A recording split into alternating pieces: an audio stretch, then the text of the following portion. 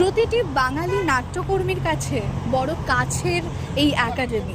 শুধুমাত্র নাট্যকর্মী নয়, চিত্রশিল্পীদের কাছেও অত্যন্ত গুরুত্বপূর্ণ জায়গা একাডেমি অফ ফাইন আর্টস। 1933 সালে রানু মুখার্জির উদ্যোগে একাডেমি প্রতিষ্ঠিত হয়।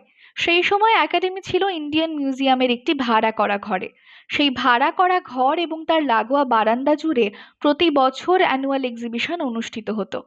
পরবর্তী সময় 1950 সালে রানু মুখার্জির উদ্যোগে তৎকালীন পশ্চিমবঙ্গের মুখ্যমন্ত্রী শ্রী বিধানচন্দ্র রায় এবং তৎকালীন ভারতের প্রধানমন্ত্রী শ্রী জওহরলাল নেহেরু এনাদের সহযোগিতায় একাডেমি অফ ফাইন আর্টসকে সরিয়ে নিয়ে আসা হয় ক্যাথিড্রাল রোডের একটি বড় জায়গায়।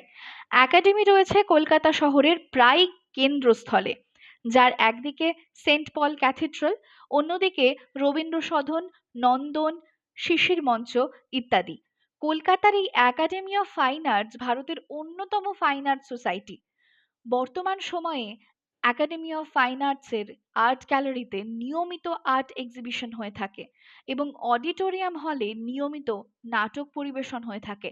এই সমস্ত বিষয়ে একাডেমি অফ ফাইন আর্টস নতুনদেরকে জায়গা করে দেওয়ার জন্য একটি বিশেষ ভূমিকা পালন করে থাকে। এই একাডেমিতে রয়েছে বিভিন্ন চমকপ্রদ সংগ্রহ, যেমন গগনেন্দ্রনাথ ঠাকুরের আঁকা ছবি সাত ভাই চম্পা, যামিনী রায়ের আঁকা ছবি শিব ও গণেশ, এছাড়াও রবীন্দ্রনাথ ঠাকুরের ভানু সিংহের পদাবলীর ম্যানুস্ক্রিপ্ট এবং তার আঁকা বিভিন্ন শিল্পকর্ম ইত্যাদি। একাডেমিতে 1984 সাল থেকে নাট্য উৎসব অর্গানাইজ হয়। কলকাতার অন্যতম একটি নাট্যদল নান্দিকার এখনও তাদের নাট্য উৎসব একাডেমিতেই উদযাপন করে থাকেন। একাডেমির ওই স্টেজে উৎপল দত্ত, শাওলি মিত্র, সৌমিত্র চট্টোপাধ্যায়, মনোজ মিত্র এনাদের মতন আরো অনেক বিশিষ্ট ব্যক্তিরা অভিনয় করেছেন। 1961 সালের পর একাডেমি শহরের centre of public art and culture হয়ে ওঠে এবং এটি একটি ফাইন আর্ট সোসাইটি নয়, একটি প্রতিষ্ঠান হয়ে ওঠে।